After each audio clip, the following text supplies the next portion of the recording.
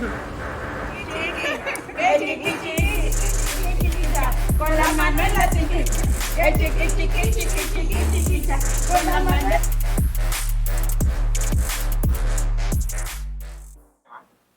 I went to Quibdó, Choco, and I saw people were actually preserving African culture, specifically around like their last names, music, and how they communicated themselves.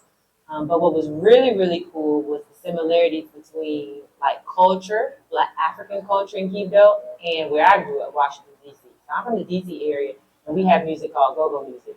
And it's cowbells, drum beats, and congos.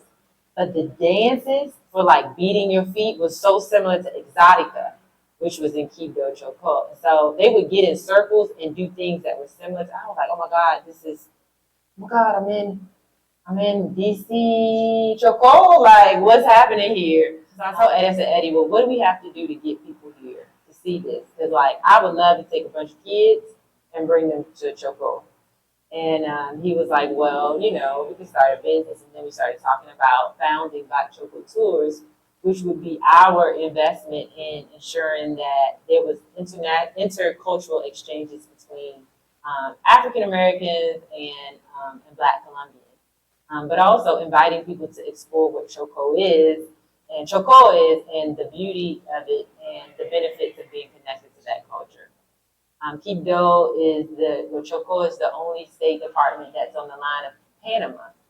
So there's a lot of access that we think can happen between Quibdó and Ghana and parts like Atlanta. And what that exchange can look like, we're still building just through our tours that we offer an intercultural connection. I'll say this.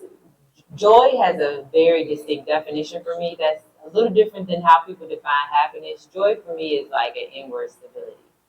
Because I've had a lot of things that give me momentary happiness, but then joy is like coming from a knowing and a connection to who I am and my identity.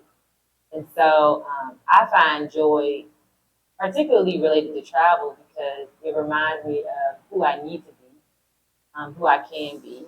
And growing up in American culture where it's always like a rush and a hustle your value is only determined by your ability to produce. Going places where your value is just because you're human and you're being has been so instrumental to me changing how I see myself. I had a coworker tell me one time, rest isn't something earned, it's something you just deserve, And I find joy in valuing rest now in a different kind of way. And because I'm in the work that does like active social justice, it's a way of resistance. Rest is resistance for me. So when I go to these places, joy looks like me always connecting back to that idea of rest and resisting against like these social norms through it. I can tell my story. So my story is that joy has come through connecting to that intuitive voice on the inside. There's a small voice or unction or something that keeps pushing you to something greater or something bigger. And oftentimes we let other people or we let perspectives or experiences and fears of others cloud that voice. So for me, I've really been honing in, and I would invite people, listen to that voice on the inside and what it's telling you to do.